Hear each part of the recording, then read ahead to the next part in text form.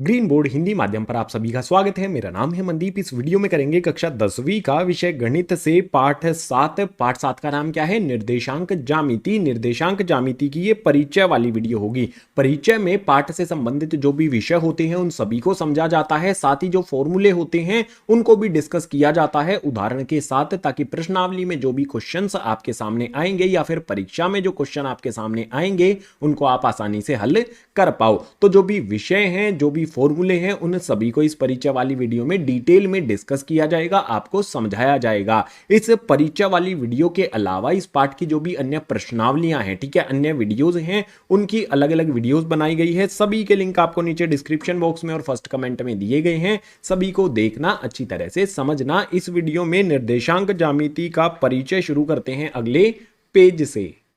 कक्षा 9वीं में भी निर्देशांक ज्यामिति आई थी, वहां पर हमने बहुत बेसिक डिटेल्स को समझा था। तो यहां पर जो भी निर्देशांक ज्यामिति हमारी होती है उसकी कुछ मूल धारणाएं, मूल विषय जो हैं उनको समझ लेते हैं। सो यहां पर सबसे पहले हमारे पास निर्देशांक ज्यामिति में इस तरह से एक लेटी हुई लाइन होती है, एक खड़ी हुई लाइन होती है। जो लेटी हुई लाइन होती है इसको कहा जाता है एक्स अक्ष, इसको कहा जाता है, ठीक है। इसी तरह से जो हमारी खड़ी हुई ये लाइन है इसको कहा जाता है वाई अक्ष, ठीक है। एक्स वाली रेखा और वाई वाली रेखा, हमेशा ये बात आपको ध्यान रखनी है। इसके अलावा यहां पर जब भी एक दूसरे को ये काटती हैं, हमेशा ये 90 डिग्री पर एक दूसरे को काटती हैं। जहां पर भी काटती हैं इसको कहा जाता है मूल बिंदु, ठीक है। जहां पर भी ये एक दूसरे को काटती हैं ये होता है मूल बिंदु। और मूल बिंदु के जो निर्देशांक होते हैं वो भी आपको पता होने चाहिए। 0 0 ये इसके निर्देशांक होते हैं। अब मान लो जो भी हमारा ये ग्राफ है, ठीक है, एक तरह से ये ग्राफ होता है। इस पे हमारा एक्स अक्ष है, वाई अक्ष है, ठीक है। तो इसको हम इस तरह से करते हैं, ये एक्स हो गया हमारा, ये एक्स डैश हो गया, ऊपर एक छोटा सा कोमा लगा देते हैं जो एक्स डैश को शो करता है। इसी तरह से ऊपर हमारा ये वाला वाई हो जाता है और यहां पर वाई डैश हो जाता है। जो भी हमारा एक्स अक्ष होता है इस पर हमारी जमा वाली संख्याएं भी होती हैं और घटा वाली संख्याएं भी होती हैं। जमा वाली इस तरफ होती हैं, देखो जैसे यहां पर हमारा क्या आ जाएगा भैया, यहां पर मैं लिख देता हूं, ये मेरा 1 हो गया, इसी तरह से 2 आ जाएगा। बहुत बेसिक चीज मैंने आपको ये बताई है। इसी तरह से वाई पर हमारे पास ऊपर की तरफ जमा वाली संख्याएं होती हैं जैसे मैंने आपको बनाई हैं, और नीचे की तरफ घटा में 1 आ जाएगा, घटा में 2 हो जाएगा, घटा में 3 हो जाएगा। और जो एक्स अक्ष है उस पे इस तरफ हमारी घटा वाली संख्याएं होती हैं मूल बिंदु से। तो घटा में 1 हो जाएगा, उसके बाद घटा में 2 हो जाएगा, घटा में यहां पर 3 हो जाएगा। अब मान लो यहां पर हमारे पास कोई बिंदु दिया गया है, ठीक है, कोई भी बिंदु मान लो आप।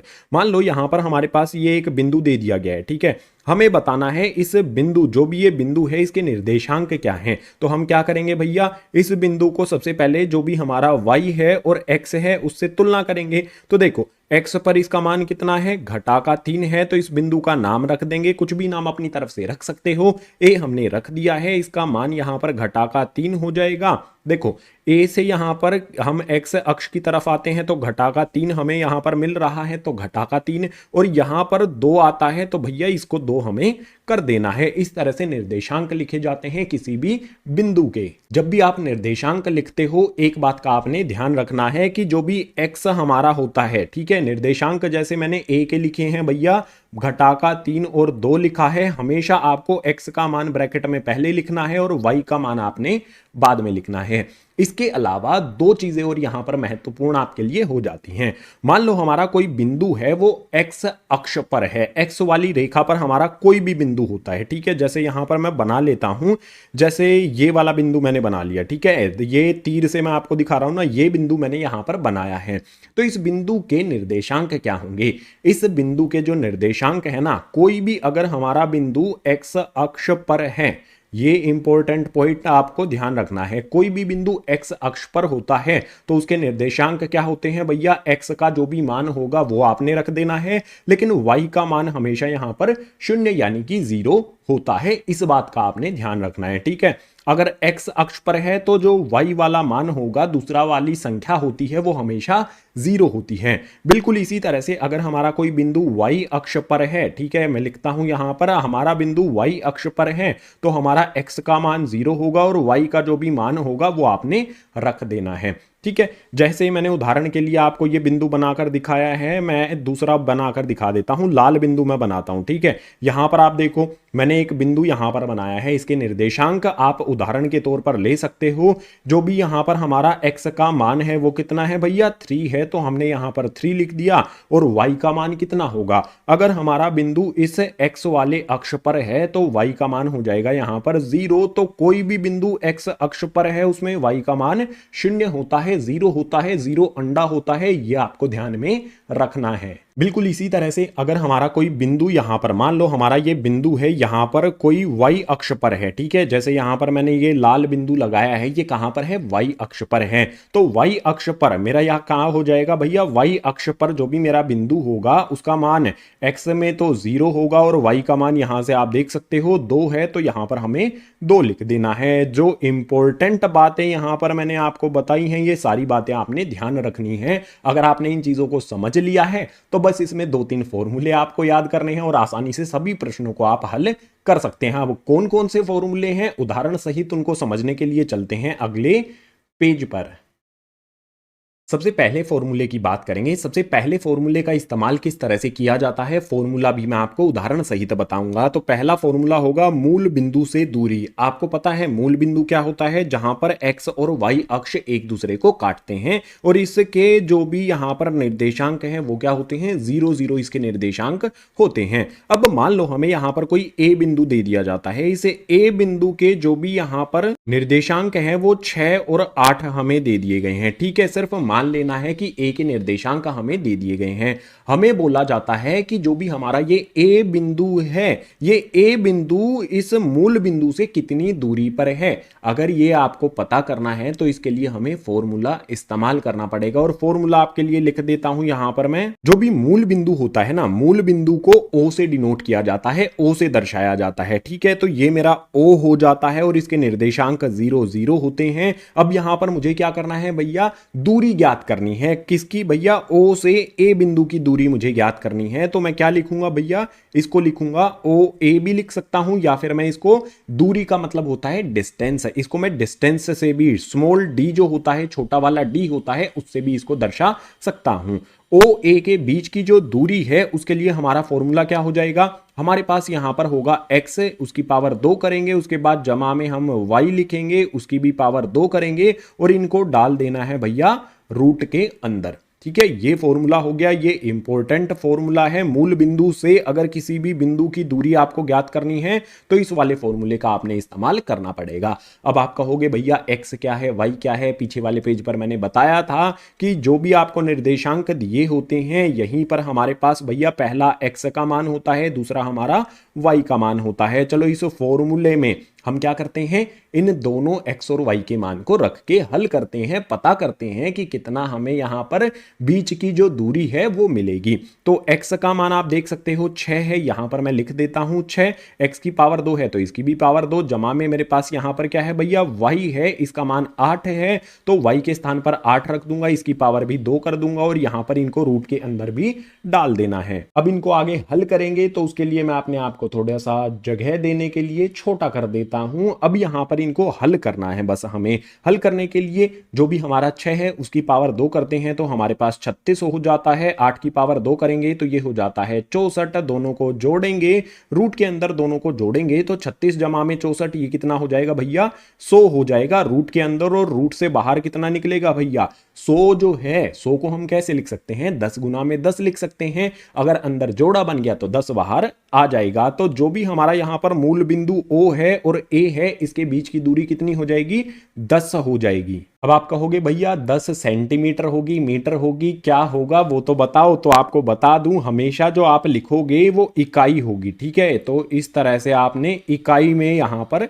लिखना है, ना सेंटीमीटर ना मीटर ना कुछ भी, आपने क्या करना है, 10 इकाई। जो भी हमारा पाठ नंबर 7 निर्देशांक ज्यामिति है उसमें एक ही यहां पर यूनिट रहती है, वो होती है इकाई, किन्हीं भी दो बिंदुओं के बीच की दूरी ज्ञात करने के लिए। ये तो था मूल बिंदु जो है उससे किसी भी बिंदु की दूरी ज्ञात करने वाला फॉर्मूला।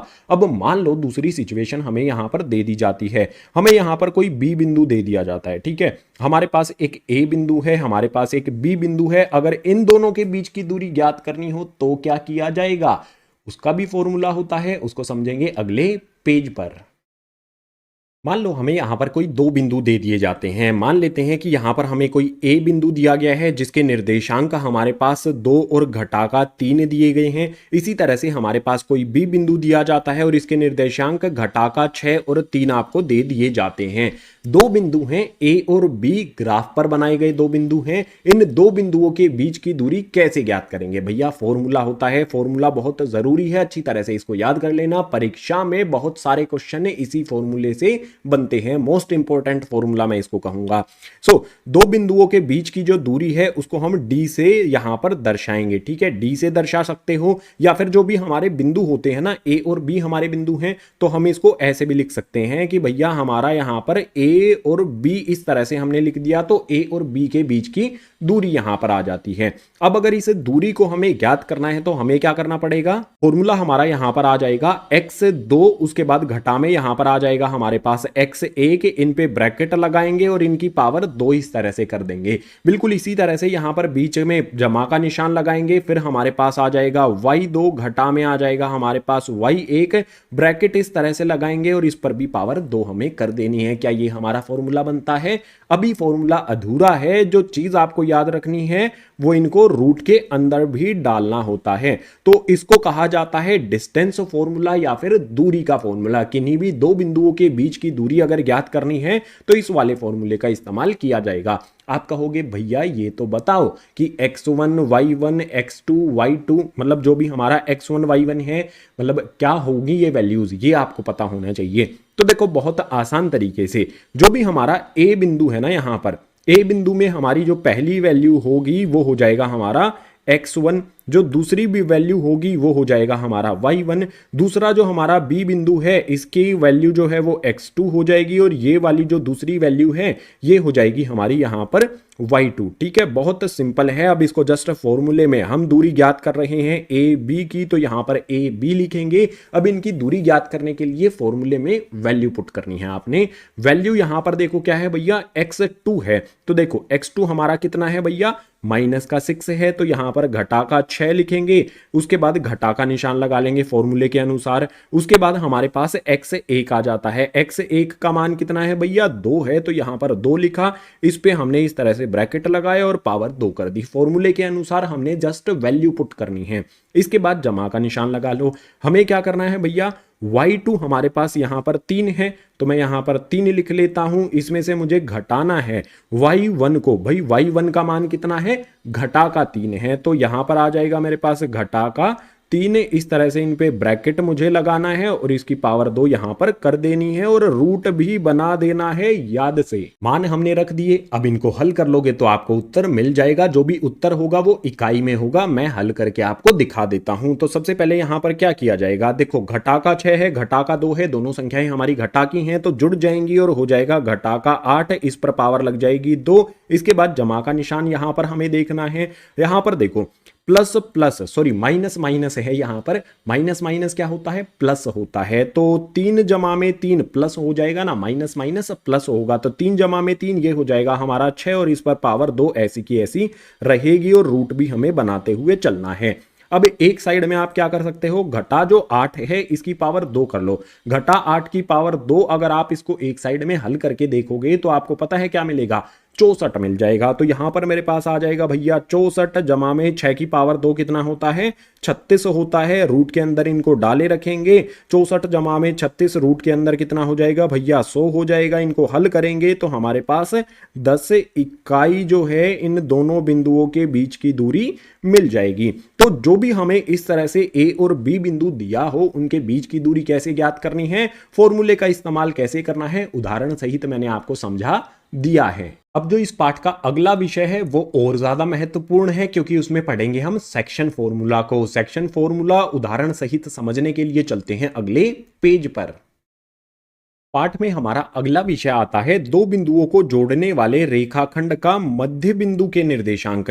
मान लो हमें कुछ इस तरह से दिया गया है, ठीक है। हमारे पास एक बिंदु यहां पर है और दूसरा बिंदु यहां पर है, ठीक है। हमारे पास जो पहला बिंदु है उसके निर्देशांक हमें यहां पर दिए गए हैं कि भैया ये 4 हो गया और इसका निर्देशांक घटा में 3 दिया गया है। उसके बाद बी बिंदु हमें दिया गया है, इसके निर्देशांक हो जाएंगे हमारे 8, 5 हमें इस तरह से दे दिया गया है। हमसे ये बोलता है कि जो भी हमारा ये रेखाखंड ए बी है इसका मध्य बिंदु ज्ञात करो। तो भाई मध्य बिंदु जो भी होगा वो हमें अपनी तरफ से मान लेना है कि हम मान लेंगे इस रेखाखंड जो भी ए और बी है हमारा, इसका मध्य बिंदु अपनी तरफ से कुछ भी मान लेना है। मैंने पी मान लिया है और उसके निर्देशांक मैं मान लेता हूं कि भाई एक्स और वाई होंगे। अब असल में निर्देशांक ज्ञात करने के लिए क्या करना होगा, हमें जो भी मेरा एक्स है और वाई है इनका मान मुझे पता होना चाहिए, तभी मैं यहां पर P बिंदु यानी कि जो मध्य बिंदु है उसके निर्देशांक का पता लगा सकता हूं। तो यहां पर एक बात बिल्कुल स्पष्टता के साथ आपको पता होनी चाहिए,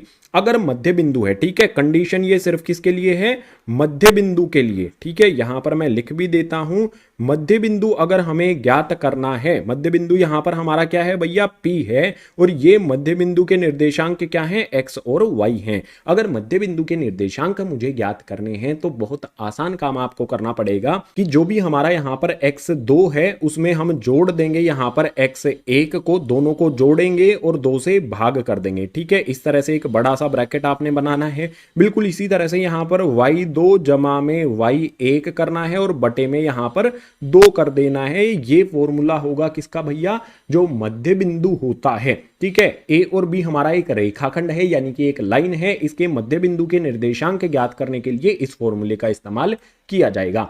फिर से वही बात आएगी, आप कहोगे भैया x1 y1 की वैल्यू क्या होगी, x2 y2 की वैल्यू क्या होगी। तो बिल्कुल आसान तरीके से आप इस चीज को समझ लो। देखो x1 हमारे पास क्या हो जाएगा 4, उसके बाद मेरे पास जो y1 है, y1 है, उसका मान कितना हो जाएगा, घटा में 3। उसके बाद मेरे पास यहां पर x2 है, इसका मान 8 हो जाएगा, और y2 है, इसका मान मेरे पास कितना हो जाएगा भैया, 5 हो जाएगा। अब मुझे क्या करना होगा, जो भी ये मान है इस फॉर्मूले में रखने होंगे। ये इंपॉर्टेंट फॉर्मूला है, मध्य बिंदु अगर हमें ज्ञात करना है उसके लिए इस फॉर्मूले का इस्तेमाल किया जाता है। तो चलो इस फॉर्मूले में हम जो भी हमारा P यहां पर है, x y हमारा है, ये तो ऐसा का ऐसा आएगा, बराबर का निशान लगा करके हमारे पास है x2 जमा x1 करना है। तो x2 का मान देखो 8 है और x1 का मान यहां पर 4 है। तो मैं क्या करूंगा भैया, 8 जमा में 4 करूंगा, बटे में 2 आ जाएगा। इसी तरह से मेरे पास y2 जमा में y1 है, तो y2 का मान यहां पर देखो 5 है और y1 का मान देखो यहां पर घटा का 3 है। तो यहां पर आ जाएगा 5, जमा का निशान लगा करके घटा का 3 मुझे यहां पर रख देना है, बटे में 2 ऐसा का ऐसा आ जाएगा। अब इसको हल कर लो, 8 और 4 कितना हो जाएगा भैया, 8 और 4 ये हो जाएगा हमारा 12, बटे में आ जाएगा 2। इसके बाद मेरे पास यहां पर क्या होगा, प्लस माइनस, माइनस होता है तो माइनस साइन होगा। 5 में से 3 को घटाएंगे तो मुझे कितना मिलेगा, ऊपर 2 मिलेगा, बटे में 2। आप यहां पर काट सकते हो, 2 से 12 को काटेंगे 6 पर कटेगा, 2 से 2 को काटेंगे 1 पर कटेगा। तो जो भी निर्देशांक है हमारे वो क्या आ जाएंगे भैया, 6 आ जाएगा और 1 आ जाएगा। जो भी हमारा यहां पर ये P बिंदु है इसके x और y के मान क्या हो जाएंगे, x का मान 6 आ गया, y का मान यहां पर कितना आ गया भैया, 1 आ गया। तो जो भी हमारा यहां पर P बिंदु है इसके निर्देशांक क्या फाइंड किए हमने, क्या निकाले, ये हो जाएगा हमारे पास 6, 1, यही उत्तर हो जाएगा हमारा। तो कभी भी इस तरह से कोई भी रेखाखंड है उसका मध्य बिंदु कैसे ज्ञात करना है, फॉर्मूला मैंने आपको बता दिया, इस फॉर्मूले को राइट डाउन कर लो उदाहरण के साथ। इस फॉर्मूले के बाद एक चीज और आ जाती है, यहां पर मान लो हमें ये रेखाखंड कुछ इस तरह से दिया होता है, ठीक है। ये हमारे पास कोई ए बी रेखाखंड है और कोई बिंदु इस रेखाखंड को काटता है, मान लेते हैं ये P बिंदु काटता है, और ये P बिंदु मध्य बिंदु नहीं है, ये कि इसको किसी स्पेसिफिक अनुपात में काटता है। तो मान लेते हैं ये 3:1 में काटता है। तो जो हमारा ये P बिंदु है इसके निर्देशांक कैसे ज्ञात किए जाएंगे, इसके लिए यूज करना होगा सेक्शन फॉर्मूला का। सेक्शन फॉर्मूला क्या होता है इसको समझने के लिए चलते हैं अगले पेज पर। मध्य बिंदु के निर्देशांक ज्ञात करना आपने समझ लिया पीछे वाले पेज पर। अब एक इसी तरह की सिचुएशन ले लेते हैं कि हमारे पास वही ए बिंदु है, वही बी बिंदु है, हमारे पास ये एक सीधा सीधा रेखाखंड है ए बी। इस ए बी पर हमारे पास कोई पी बिंदु हमें दे दिया जाता है और हमसे बोलता है कि ये पी बिंदु जो है ना इस रेखाखंड को किसी स्पेसिफिक अनुपात में विभाजित करता है। मान लेते हैं कि भैया ये 3:1 में विभाजित करता है, ठीक है। किसी भी अनुपात में आपको दिया जा सकता है, 5:8 दिया जा सकता है, 2:3 दिया जा सकता है, कुछ भी दिया जा सकता है। आपको फॉर्मूला इस्तेमाल करना आना चाहिए। फॉर्मूला इस्तेमाल करना आएगा तो आप आसानी से समझ पाओगे। अब फॉर्मूला क्या है और उसका इस्तेमाल किस तरह से करना है, सारी चीजें आपसे वो बता देता हूं। तो हमें यहां पर क्या क्या दिया गया है, ए बिंदु के यहां पर हमें क्या दिए गए हैं, निर्देशांक, बी बिंदु के निर्देशांक दिए गए हैं, पी बिंदु यहां पर इनको किसी अनुपात 3:1 में विभाजित करता है, इस रेखाखंड को काटता है। तो हमें बताना है जो हमारा पी है इसके निर्देशांक क्या होंगे। अपनी तरफ से मान लेंगे कि भाई एक्स और वाई होंगे, इसी एक्स और वाई का मान हमें ज्ञात करना है। अब इसके लिए फॉर्मूला क्या होगा उस चीज को समझो। पी बिंदु के जो भी निर्देशांक हमारे हैं उसको हम कहेंगे एक्स और वाई। चलो पीले वाले पेन से लिख देता हूं आपके लिए। तो यहां पर हमारे पास जो भी P है वो इस तरह से x और y हमने उसके निर्देशांक माने हैं। कैसे ज्ञात करेंगे, यहां पर आ जाएगा हमारे पास M1, उसके बाद आ जाएगा x2, उसके बाद जमा का निशान हमें यहां पर लगाना है, M2 आ जाएगा, x1 आ जाएगा, बटे में हमारे पास यहां पर M1 जमा में आ जाएगा M2। इसी तरह से हमें कोमा यहां पर लगाना है, उसके बाद फिर से हमारे पास M1 आ जाएगा, Y2 आ जाएगा, जमा का निशान लगाना है, यहां पर हमारे पास M2 आ जाएगा, उसके बाद Y1 आ जाएगा, बटे में हमारा क्या आ जाएगा, M1 जमा में M2 आ जाएगा। भैया ये बड़ा सा जो फॉर्मूला आपको दिखाई दे रहा है ना, इस फॉर्मूले का इस्तेमाल करना पड़ेगा इस P बिंदु के निर्देशांक ज्ञात करने के लिए।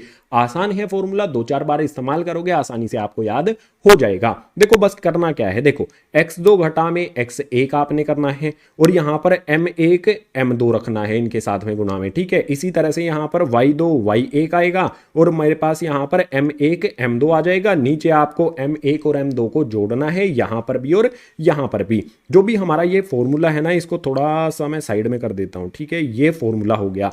आप कहोगे भैया x1 y1 का मान हमें पता है, जो x2 है y2 है उसका मान भी हमें पता है, ये M1 और M2 क्या चीज आ गई, तो आपको समझना पड़ेगा। जो भी हमारे ये अनुपात होते हैं इन्हीं को M1 और M2 कहा जाता है। तो जो भी पहला अनुपात हमारा होगा इसको हम M1 कहेंगे, दूसरा जो अनुपात होगा इसको हम M2 कहेंगे। इसके अलावा x1 y1 का मान तो पता ही है आपको।